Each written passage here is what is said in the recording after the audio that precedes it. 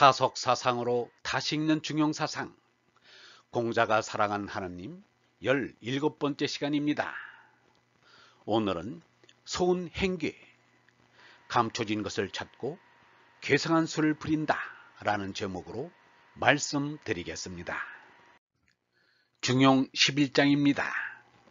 자왈, 이가로되, 소은행괴, 감추인 것을 찾고 괴상한 수를 부릴 수 있다고 후세유술언, 뒷누리에 말하는 이이 있으나 오불위지의 나는 하지 않겠다. 공자 석가의수는 2000년이나 앞선 옛날 사람이지만 지극히 상식적이고 합리적인 생각을 지니고 있었다는 공통점이 있었습니다. 그들을 신격화하려고 상식 밖의 이야기가 끼어들어 있지만 그것은 뒷사람들의 잘못일 뿐입니다. 신앙은 이성을 초월하지만 비이성적인 것은 아니다 라고 말한 마하트마 간디의 말은 지극히 옳은 말입니다. 공자는 괴력난 신에 대해서는 입에 올리지도 아니하였다고 합니다. 괴란 회귀한 사물을 말합니다. 역은 힘이 센 것을 말합니다. 나는 윤리에 어긋나고 도덕을 그르치는 행동을 말합니다. 신은 잡신을 말합니다. 그래서 중용 16장인 일명 귀신장은 공자의 말이 아니라고 말하나 그것은 모르는 소리입니다. 공자가 병이 무거워 누워있을 때 제자 자로가 병을 낫게 하여달라고 빌자하였습니다. 공자는 듣고서 비는 수가 있느냐 라고 물었습니다. 자로가 대답하기를 있습니다. 뇌라는 책에 쓰여 있기를 너는 위로 천신 아래로 지기 곧 땅의 신에게 빌어라 라고 하였습니다. 공자는 구가 빈지는 오래다 라고 말하고 자로의 청을 거절하였습니다. 공자가 미신을 아주 싫어했다는 것을 알 수 있습니다. 오늘날 같이 과학이 발달한 때에도 고등교육을 받은 이들이 생명이 위독하게 되면 그 학식에 대한 신념은 어디 가고 곧장 미신에 솔깃합니다. 오늘날 각처에 기도원이란 엉터리 병원으로 타는 곳이 많습니다. 그 기도원을 차린 이들이 많은 돈을 벌었다고 신문에까지 오르내립니다. 유영문은 이렇게 말하였습니다. 우리는 결국 신비를 쫓고 가는데 그 결과 아직도 신비라는 것이 있다는 것을 알 수 있다. 있다는 것이 아니라 그냥 그대로 있다. 그러나 신비판이 신비주의라 해서 잘못 알아들으면 안 된다. 여기에는 자칫 잘못하면 폐단이 따른다. 어떤 이들은 모두가 신비다. 추리고 학문이고 과학이고 소용없다. 이것을 해가지고는 신을 만날 수 없다. 신은 내려올 것이다 라고 말한다. 이렇게 되면 개, 돼지와 같은 처지가 된다. 그 지경이 되면 윤리나 도덕이 다 없다고 하는 것이 된다. 희망조차 없게 된다. 직접 신과 접촉한다고 한다.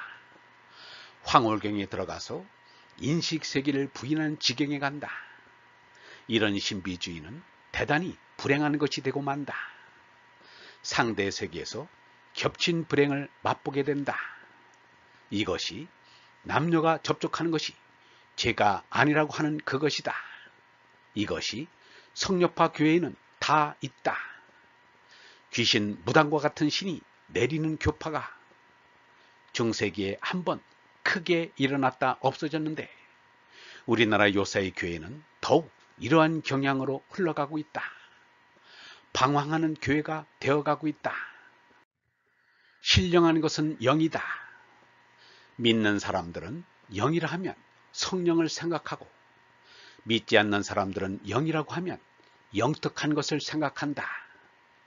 보통 사람의 힘으로 알 수 없는 것을 알고 싶어하는 사람일수록 무당이나 점쟁이 같은 영특한 사람을 찾게 된다.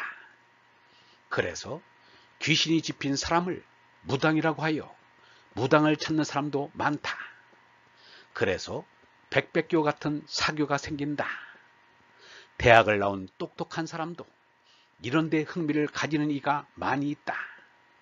이런 이들은 덜 된 사람으로서 오래 통한 사람이 아니라 덜에 씌운 사람이다. 우리의 생명을 키울 생각으로 신통을 찾으면 그것은 진리를 찾는 것과 조금도 다를 것이 없다. 그러나 우리의 욕심을 위해서 얼을 찾으면 그것은 마귀에 떨어지고 만다. 신통이 문제가 아니고 우리의 마음이 문제이다. 마음이 깨끗하면 성령이 되고 마음이 더러우면 악마가 된다. 주역 괴사상전에 탐색세근이라는 말이 나옵니다. 시책과 귀갑이라는 기구를 써서 궁금한 것을 점을 쳐서 알아내는 것을 말합니다.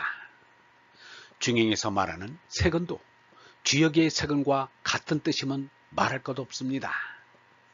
공자는 시고로 점치는 장문중을 비난하였습니다. 공자는 점 안 친다 라고 하였습니다. 위편 3절이 되도록 주역을 좋아하였다지만 거짓입니다. 논어에 서경이나 시경은 인용하여도 주역은 인용한 적이 없습니다. 논어 수리편에 가수년 52 하격 가이무대 과이에서 역은 역자로 봐야 합니다. 공자가 주역에 부록 10익을 썼다는 것도 사실이 아님이 밝혀졌습니다. 공자는 주역의 가치를 인정하지 않았을 것입니다. 유영모도 주역에서는 계사전을 읽어야 한다고 하였습니다.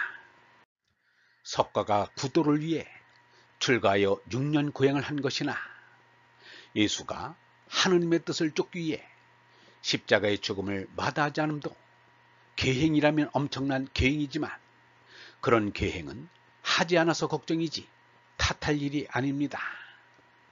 성인들의 기행은 오히려 사람들에게 깊은 울림과 가르침을 줍니다.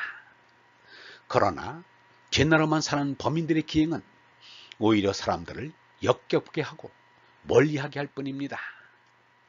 위나라 의공은 학을 지나치게 좋아하여 학을 기르는데 국고를 탕진하였습니다.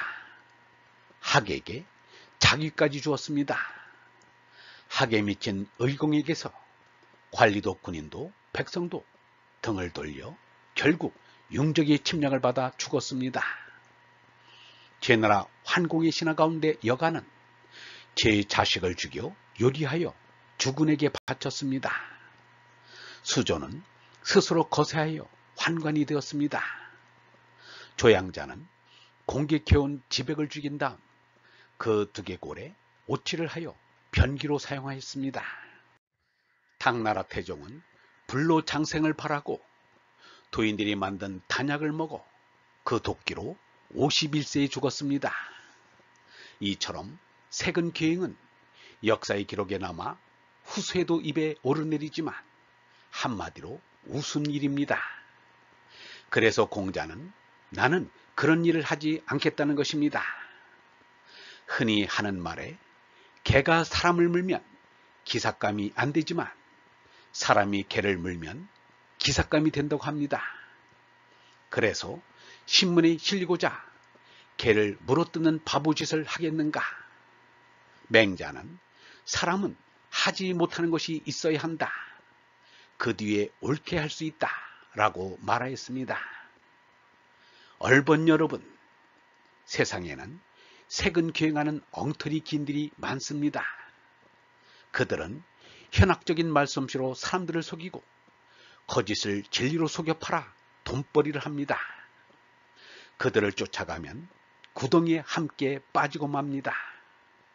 정신을 바짝 차리지 않으면 그들에게 속습니다.